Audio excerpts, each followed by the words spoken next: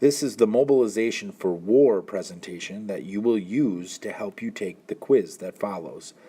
We will be reading FDR's infamy speech, following Pearl Harbor, and statistical information to back up the mobilization effort.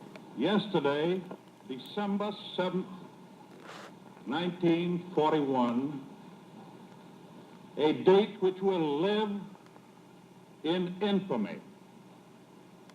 The United States of America was suddenly and deliberately attacked by naval and air forces of the Empire of Japan.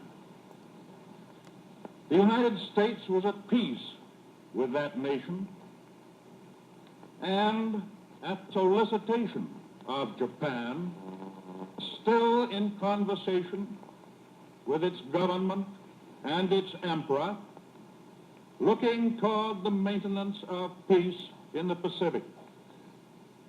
Indeed, 1 hour after Japanese air squadrons had commenced bombing in the American island of Oahu, the Japanese ambassador to the United States and his colleague delivered to our Secretary of State a formal reply to a recent American message.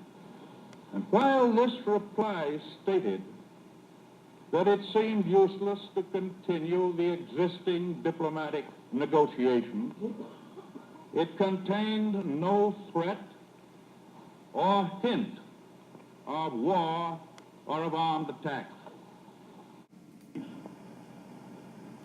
The attack yesterday on the Hawaiian Islands has caused severe damage to American naval and military forces.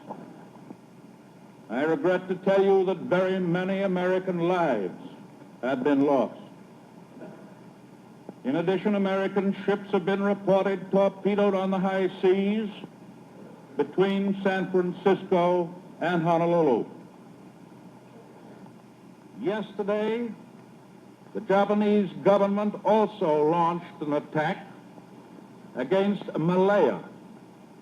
Last night, Japanese forces attacked Hong Kong. Last night, Japanese forces attacked Guam. Last night, Japanese forces attacked the Philippine Islands. Last night, the Japanese attacked Wake Island. And this morning, the Japanese attacked Midway Island. Japan has therefore undertaken a surprise offensive extending throughout the Pacific area. The facts of yesterday and today speak for themselves. The people of the United States have already formed their opinions and well understand the implications to the very life and safety of our... The implications of this attack were going to be a full-scale mobilization towards war. That meant not only making goods for fighting, but also people to make them and to fight in the war, as well as to be able to transport and produce the goods on a two-front war in Japan and in Europe and Germany. This chart shows the numbers of American men and women who joined the U.S. military in World War II. Included in that number were many African American, Mexican American, and Latinos, Asian American, and Native American soldiers. African American, Asian American, and in some ways Native American soldiers were in segregated units.